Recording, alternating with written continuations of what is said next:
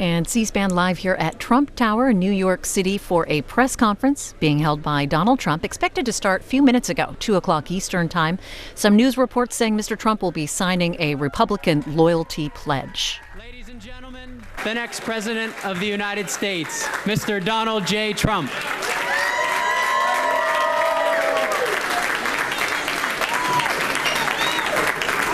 Thank you very much, everybody. Thank you for all being here. This is some turnout. My great honor.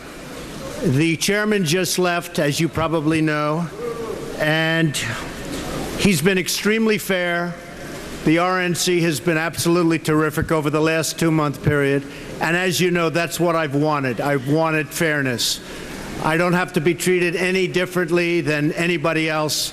I just wanted fairness from the Republican Party. We're leading in every single poll. A new poll came out today where we're over 30%. We've actually hit numbers as high as 35 and 40%. And frankly, I felt that the absolute best way to win and to beat the Democrats, and very easily, I think, beat the Democrats, no matter who it may be, whether it's Hillary or anybody else. And I think maybe Hillary's going to have a very hard time, frankly, with what's happening, getting to the starting gate. The best way for the Republicans to win is if I win the nomination and go directly against whoever they happen to put up. And for that reason, I have signed the pledge. Yeah.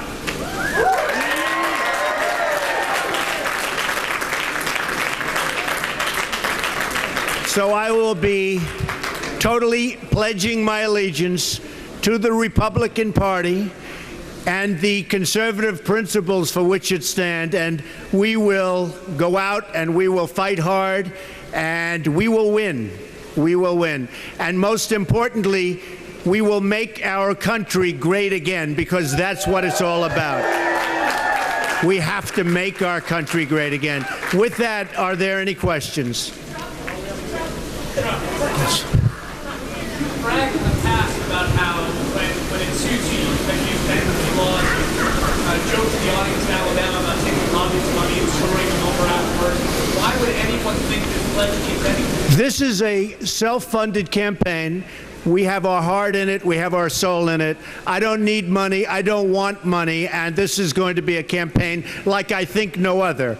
I'm not controlled by lobbyists. I'm not controlled by anybody. I'm controlled by the people of the country in order to make our country great again. Yes, sir. What did you get? Because you're a great negotiator. You talk about it all the time. You say you got fairness, but the process really hasn't been begun. Yeah, I got nothing. All I have, I really got nothing. What the question was, what did I get for signing the pledge?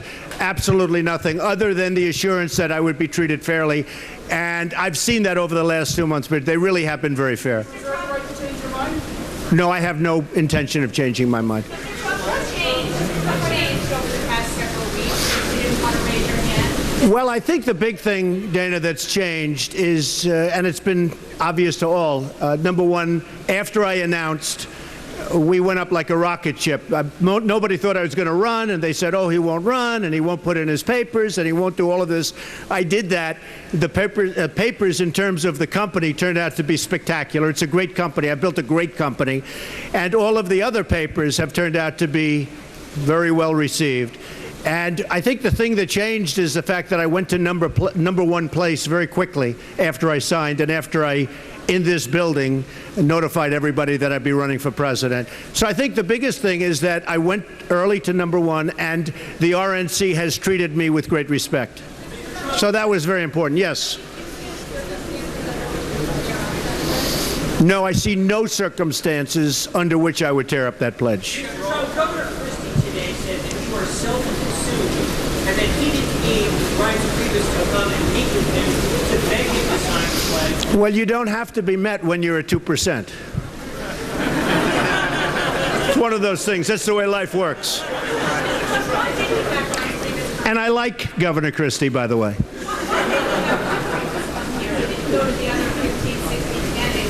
Well, the chairman asked if he could come up. You saw him. He was here a little while ago. And I was greatly honored that he did come up, frankly. Can you clarify your comments with Jeb Bush for that he wasn't setting an example by speaking Spanish to the crowd. Can you clarify what you said there? Well, I think that when you get right down to it, we're a nation that speaks English. And I think while we're in this nation, we should be speaking English. And that's how assimilation takes. And that's how, I mean, whether people like it or not, that's how we assimilate. And that's how we go on to that next phase and that next stage. And that's how people that don't speak English, and I'm not just talking about Spanish, I'm talking about from various parts of the world, that's how they will become successful and do great. So I think it's more appropriate to be speaking English. Yes.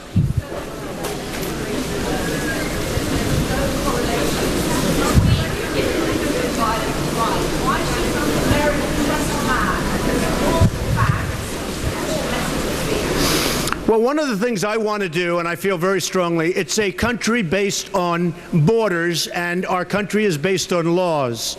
And when people come into the country illegally, we should not allow that. And this is not from South America, this is not from Mexico, this is from all over the world. When people come illegally, we cannot allow that. And I want people to come legally. I want very much to take care of our border, because our southern border is a total mess. That's been proven. And interestingly, a couple of months ago when I announced, I made some very strong statements about the crime and the problems that were happening, and I've been proven right. And many of the people in this audience actually have apologized to me, which I very much appreciate. Of course, they haven't done it publicly, but these are minor details. Someday they will.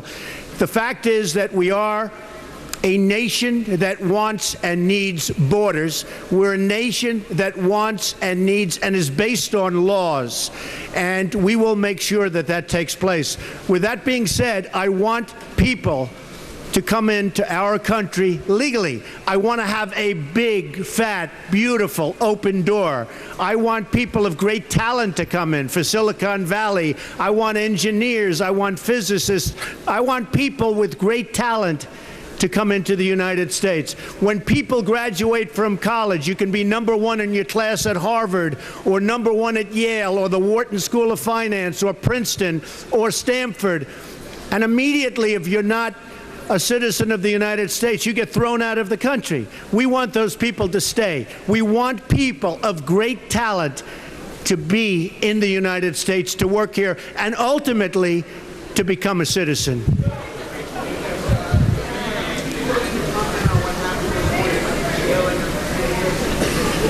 I don't know enough about it to comment on it. Was she jailed? I really don't know much about it. No. Yes, go ahead. That's absolutely false. I win at golf. I win at golf. That I can tell you. Yes.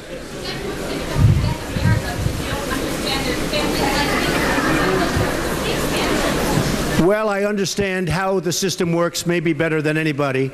I understand the political system, and I understand also very much a system of coming in for illegal immigrants. Don't forget, if I didn't bring up the subject of illegal immigration, you wouldn't be asking the question. Nobody would even be talking about immigration. And immigration, and in particular illegal immigration, has become a very big factor. Now, a lot of bad things have happened with respect to crime since I brought it up. But if I didn't bring it up, immigration would not even be a subject that we're talking about. And it happens to be a very important subject. I have to say this, it can also be a very positive subject, because I believe so strongly in immigration, and we have to stop illegal immigration, and we have to look forward to great immigration done in a legal manner. But if I didn't bring it up, nobody would be talking about it. No, go ahead.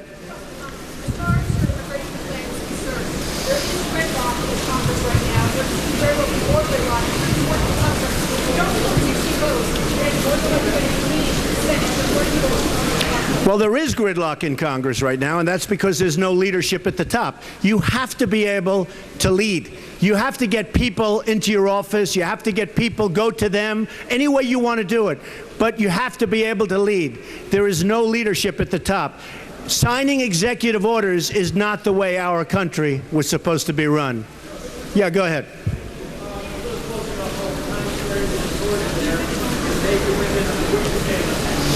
I don't want to talk about that here. It's inappropriate. Yes, sir. Go ahead. Tom Brady? Well, Tom Brady is a very good friend of mine. He's a great guy. For those of you that don't know him, he's a very honorable guy and an honest guy and a truly great athlete. He is really a very good friend of mine, and I just spoke to him a little while ago. He is so thrilled and so happy. Tom Brady, I think what they've done is terrible. And he has been exonerated, as I understand it, because I just heard about it. But I'm very happy for Tom. As far as the commission is concerned, they're having a rough year, let's face it. They're having a very rough year. Yeah, go ahead.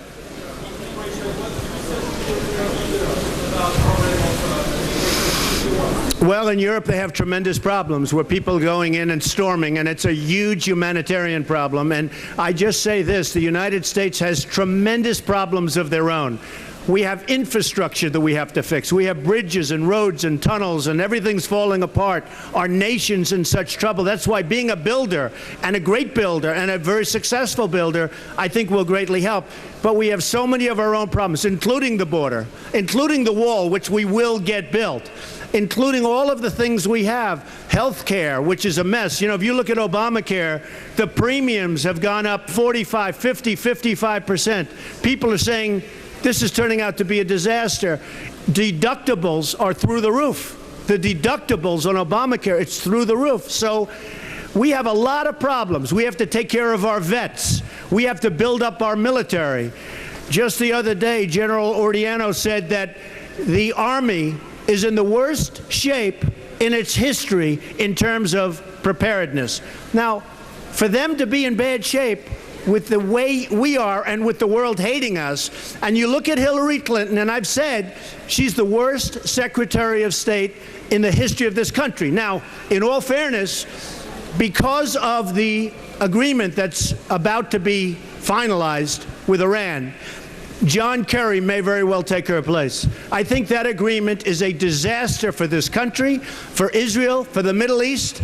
It's going to lead to nuclear proliferation, the 24-day clause, everything about, we don't even get our prisoners back.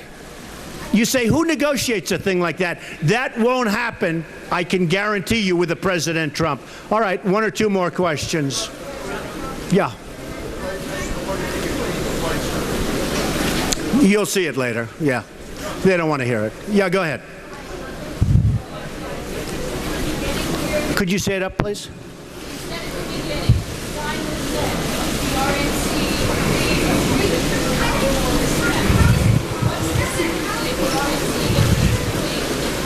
All I want them to do, yeah, and say hello to Rosanna and Greg, okay? Great people. I would say, very simply, I just want to be treated like everybody else. You see, I was always the fair-haired boy. I was a big contributor. Nobody knows the system, but I was on the other side. And I was the elite. I was the fair-haired person. Once I ran, all of a sudden, I was a little bit of an outsider. I became an outsider because I was running, because I wasn't supposed to run. I'm this businessman that people have given me great credit as being a great businessman, but I'm not supposed to be running for office. The fact is that our country is being killed on trade by China, by Japan, by Mexico, both at the border and on trade. And I'm not knocking those countries. Their leaders are much, much smarter than our leaders. They are absolutely killing us. China, taking our jobs, taking our money, taking our base. And think of this, we owe China $1.4 trillion. And we're paying them interest. We owe Japan, with all of the cars coming in, the same amount, $1.4 trillion. That's like a magic act. They send the cars in, they take our jobs, they do everything, and we owe them money. That's not going to happen with me. It's been a long time. Go.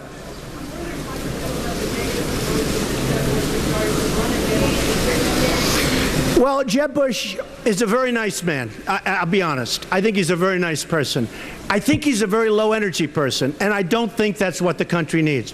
I hear that he's going to spend a lot of money on negative ads on me, and honestly, look, he's getting the money from special interests. He's getting the money from lobbyists and his donors.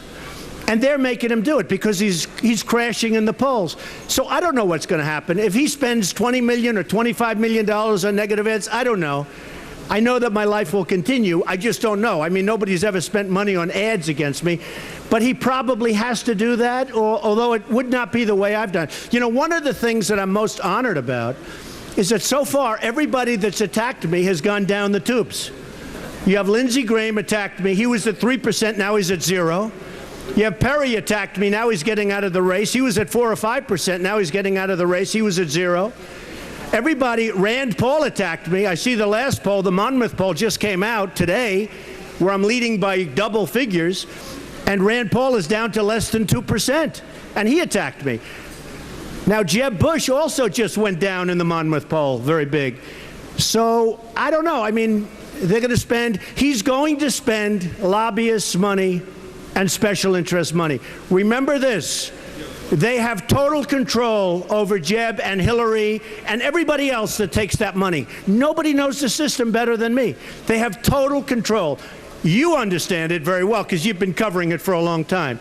Those people that are putting up those millions of dollars have total control over your candidate. I will tell you this. Nobody's putting up millions of dollars for me. I'm putting up my own money.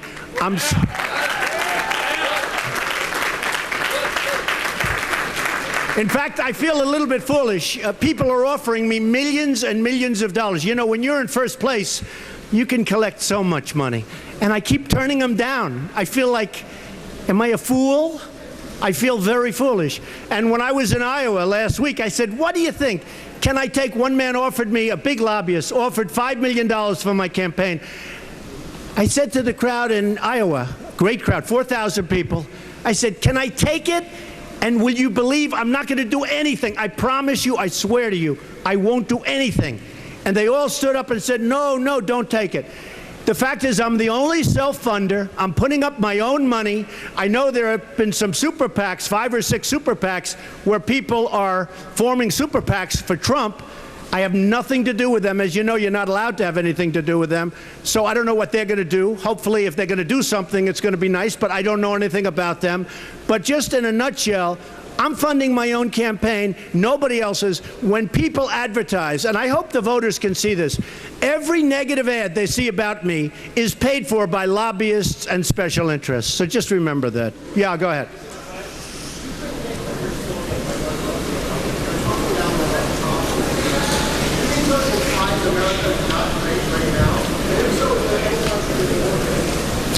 Our country can be doing much better. We have deficits that are enormous. We have all bad trade agreements. We have an army that the head said is not prepared. We have a military that needs help, and especially in these times. We have nuclear weapons that you look at 60 Minutes, they don't even work. Okay? If anybody saw that report, the phones don't work.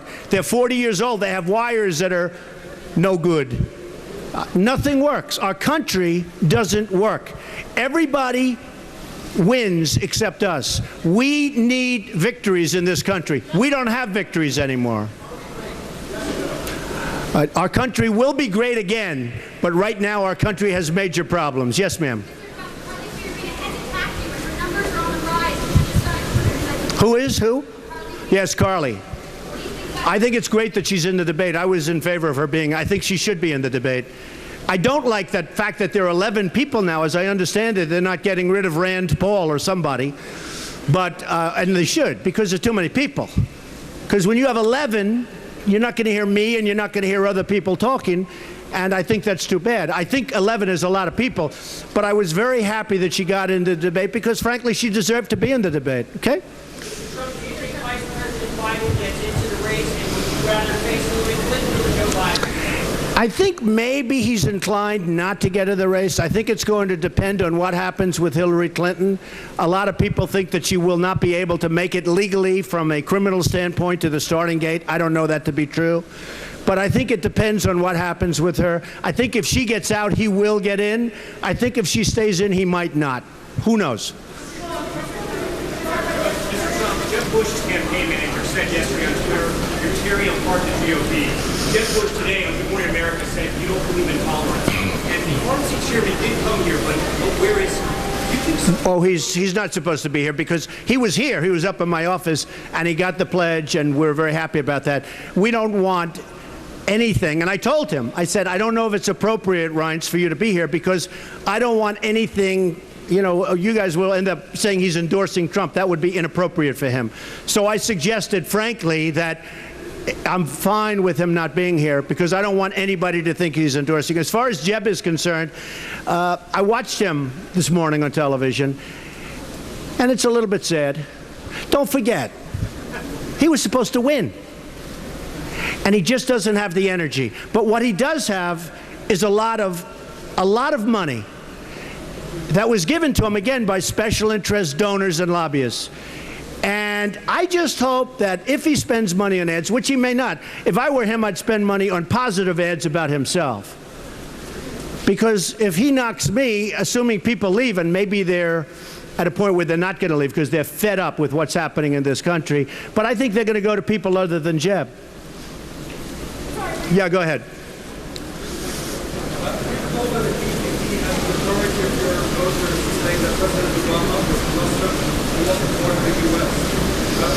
I don't know. I'm right now, I'm interested in jobs. One thing, and one of the groups, it was actually CNN, I shouldn't say that, but they did a very massive poll, and I came out #1 in leadership, #1 on the economy, #1 in jobs producing. And I don't mean by #1, I mean like #1 by many, many times. And I am so intent on putting people back to work in this country. You know, we have 93 million people that are not in the workforce right now. 93 million.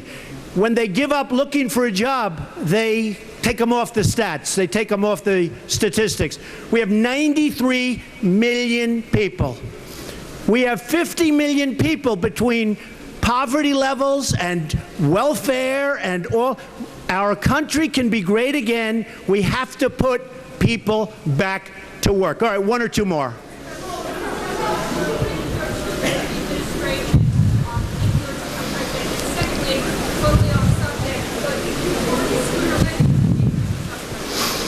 Okay, would I bring my children into the administration? I will tell you they are very capable. The answer is probably not. But having them in would be very good. They're very, very capable children. Second part, I won't bother asking because it's no longer pertinent. Okay, yes, back there. Go ahead.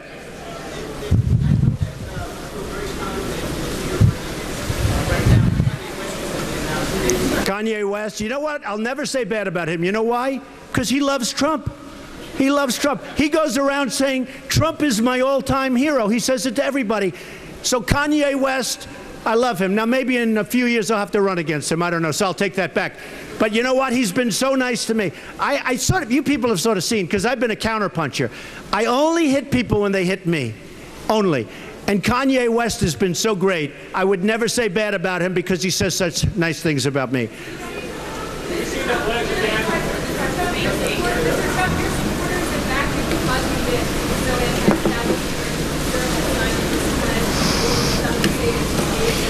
No, my supporters are really supporting me because I'm very competent, because they know that I'm not going to let China rip us off.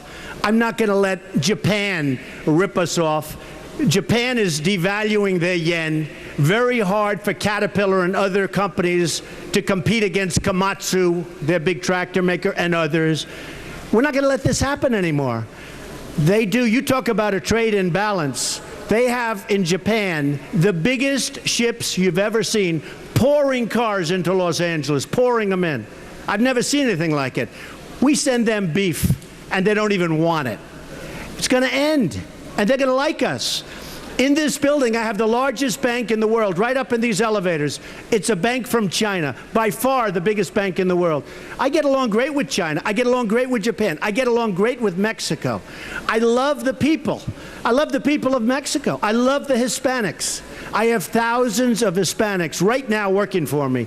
Over the years, I have employed tens of thousands of Hispanics, many from Mexico. I have unbelievably great relationships, and in the package that we gave you, you'll see there's a poll, and I'm #1 with Hispanics. You saw that. #1 with Hispanics. So, look, for our country to be great, we have to be able to make great deals. We're going to be great to the vets. We're going to be terrific. Our military is going to be unbelievable. All of these things, we're going to get rid of Obamacare and come up with something that's much better and much less expensive. We're going to get rid of it. We're going to repeal it. It's going to be out. It should have been out a long time ago. It should have never happened. But we are going to take care of our country, and we're going to bring back jobs, and we're going to bring back wealth to the United States so we can afford to save Social Security, which I'll save without cuts, so that we can afford to do the kind of things that we have to do to make America great again. Ladies and gentlemen, thank you very much. And here is your pledge.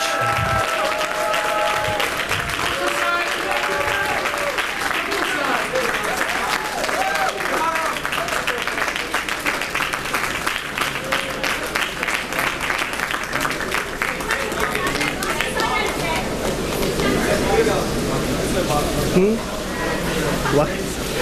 They put it in, yeah. Somebody else wrote it, so. We'll change it then.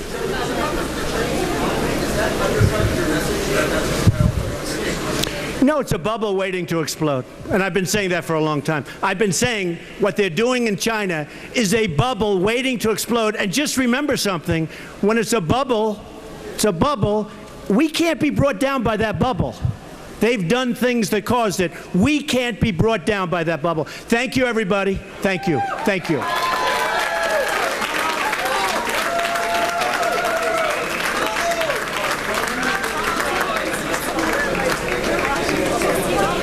Hey, ladies and gentlemen, this is an amazing man. He is, as you know, right? Thank you. Right? Speaker of the House of Indonesia. He's here to see me. Setya Novanto, one of the most powerful men and a great man, and his whole group is here to see me today, and we will do great things for the United States. Is that correct? Yes. Do they like me in Indonesia? Yes, I like. Thank you very much. Speaker of the House in Indonesia. Thank you very much. Thank you.